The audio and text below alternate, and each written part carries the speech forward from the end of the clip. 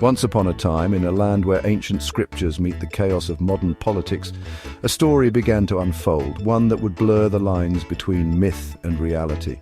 There lived a political puppet master named Benjamin Netanyahu, known to many as Bibi. His presence loomed large over the nation, his words echoing through the halls of power and the streets alike. Much like the fabled Pinocchio, Bibi has a remarkable talent for spinning stories, grand tales of destiny, unwavering resolve and promises of security. His speeches are performances, each word carefully chosen to inspire, persuade or distract. But stories, especially those told with bombs falling in the background and sirens wailing in the night, have a way of colliding with the harshness of reality. When Bibi's narratives about Gaza are examined closely, the strings attached to his words and the ever-growing nose of exaggeration become impossible to ignore. This isn't just political spin, it's a masterclass in narrative construction, where every statement is designed to shape public opinion and control the headlines. He tells a story of righteous war, of existential threats, and of unavoidable collateral damage, painting himself as the steadfast protector of his people. Yet on the ground, a much messier and more tragic reality unfolds, with civilians caught in the crossfire and entire neighborhoods reduced to rubble. The chasm between his public declarations and the grim facts in Gaza is the heart of our tale, a gap that grows wider with every broadcast and every eyewitness account.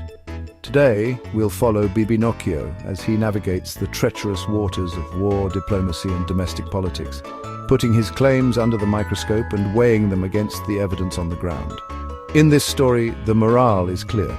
In the age of live streams and instant information, tall tales and political theatre don't last long before the truth comes to light. If you watched only Netanyahu's speeches, you'd see a leader promising total victory and absolute moral clarity.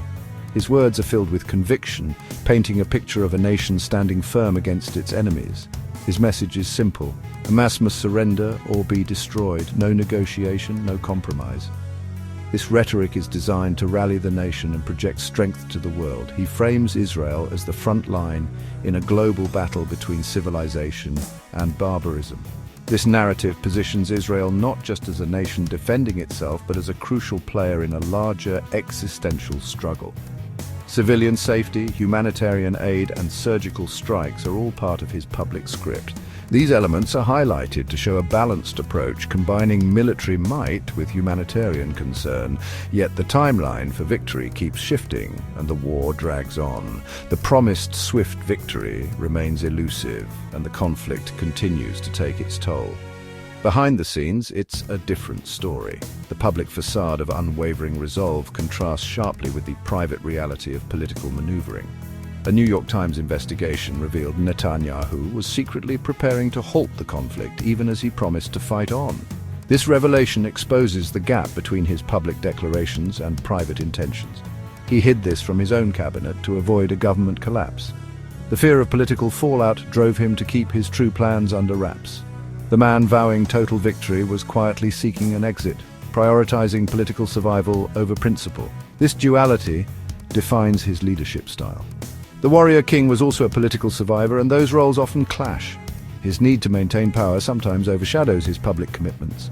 The gap between public bravado and private maneuvering is at the core of Bibi Nocchio's tale. This dichotomy is a recurring theme in his political career. The story of unwavering resolve is, in reality, a balancing act on a political tightrope. Netanyahu's journey is a testament to the complex interplay between public image and political reality. Enter the fact-checkers, journalists, aid workers and international courts, waving their wands at Bibi Nocchio's narrative. While Netanyahu claims to flood Gaza with aid and protect civilians, the UN and NGOs report a humanitarian catastrophe. Aid deliveries are a trickle, not a flood, and safe corridors are anything but. The government's figures clash with reports of starvation and collapsing healthcare. Civilian casualties are blamed on Hamas, but the scale of destruction tells another story. International observers question the proportionality of Israel's response as city blocks are reduced to rubble. The ICC's arrest warrant for Netanyahu, citing war crimes and crimes against humanity, shatters his humanitarian claims. The storyteller is now a wanted man accused of orchestrating the suffering he claims to alleviate. The gap between narrative and reality has never been wider. In today's wars, the digital battlefield is as fierce as the physical one, and Netanyahu is losing ground. He blames enemy propaganda and Western media, but the real problem is the raw footage from Gaza, children in rubble, doctors in tears, families mourning. These images need no translation. They overwhelm any official narrative. Government denials and counterclaims can't keep up with the viral tide of human suffering. The old Pallywood accusations fall flat against evidence from journalists and aid workers. The world is being asked to believe a devastating war can be waged without a humanitarian crisis. Netanyahu can control the message at home, but not the global conversation. In the digital town square, Bibi Nokkio's story is being fact-checked in real time. And the world is skeptical. Germany's arms ban on Israel was a political earthquake, signaling a break in decades of unwavering support. Netanyahu didn't address the human rights concerns. Instead, he reframed the ban as a reward for Hamas. This rhetorical pivot shifted the debate from Israel's actions to Germany's loyalty, rallying his base and deflecting criticism. For his supporters, any criticism from Germany is betrayal. But the German decision highlights a growing problem. Even Israel's closest allies are questioning the narrative. The cracks in European support are widening, and the ICC warrant adds to the pressure. Netanyahu can win arguments on Israeli TV, but in Berlin and Brussels, his story is losing credibility. The arms ban is a resounding 9 to the old narrative.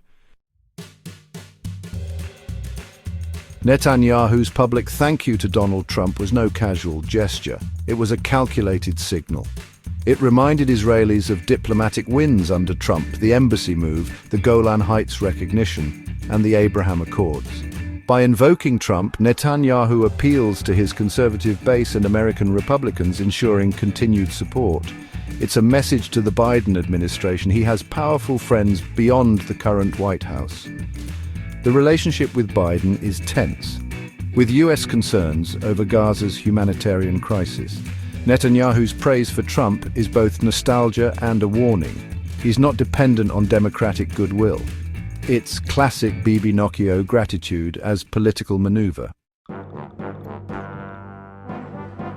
The Gaza conflict's surreal paradox: aid convoys inch in as bombs fall. Netanyahu points to aid trucks as proof of compassion, but the bombing makes distribution nearly impossible. Critics argue the aid is more about PR than saving lives, a talking point to placate allies. For aid workers, distributing supplies in a war zone is a daily nightmare. Their efforts are heroic, but ultimately futile as long as the fighting continues. Netanyahu wants to be both ruthless warrior and compassionate leader, but the roles are incompatible. The aid convoys highlight the absurdity. You can't save a population while destroying its infrastructure. It's a performance of care in a theater of war, and the world is no longer applauding. As the curtains fray, the stage is set for a story that refuses to end, no matter how many times the truth tries to break through. Bibi Nokkio's tale of swift victory and humanitarian concern has unraveled, revealing the tangled threads of contradiction and denial beneath the surface. The promised triumph is elusive, slipping further away with every day of conflict, as the cost mounts for all involved. The ICC has issued a warrant, a move that marks a historic turning point and signals growing international impatience. International support is eroding, with allies growing distant and critics growing louder on the world stage. His narrative, once tightly controlled and carefully managed, is now tangled and increasingly detached from reality. For his core supporters, the story may still matter more than the facts, as belief becomes a shield against uncomfortable truths. But the cracks, Germany's arms ban, US friction and diplomatic rifts, the ICC indictment, are impossible to ignore, casting a long shadow over Israel's leadership. Netanyahu's political maneuvers have kept him in power, outlasting rivals and scandals, but at the cost of Israel's standing and a deepening humanitarian catastrophe that haunts the region. The pursuit of power has eclipsed moral responsibility, as political survival takes precedence over justice and compassion. Narrative has been weaponized to obscure truth, with propaganda and misinformation muddying the waters for all who seek clarity. Whether there will be a reckoning remains to be seen. As of August 2025, the show goes on, the bombs fall, and the cycle of violence continues. And the nose keeps growing, stretching further with every unchallenged claim and every evasion of accountability. The world waits, holding its breath, wondering if truth will ever catch up to the tale, or if the story will simply keep growing unchecked into the future.